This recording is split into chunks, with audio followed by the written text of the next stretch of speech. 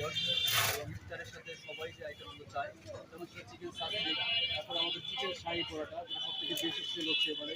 তারপর আমাদের ফাস্ট ফুডটা আমরা ঈদের পরাপর চালু করবো, যার কারণে আমরা ট্রায়াল দিচ্ছি ওভেন ব্রেড পাস্তা, তারপরে স্লাইস পিজা, চিকেন ড্রামস্টিক, আমরা দিচ্ছি chicken finger, vegetable spring roll, ইত্যাদি ইত্যাদি। আমরা মাঝামাঝি সবাই এখন পর্যন্ত কিরকম কাস্টমার সারা যদি বলি সময়ের সাথে সাথে এখন সেটা আমাদের আলহামদুলিল্লাহ অনেক ভালো, এবং আমরা আশা করছি 20 রমজানের পর থেকে চাপটা অনেক বেশি বাড়বে।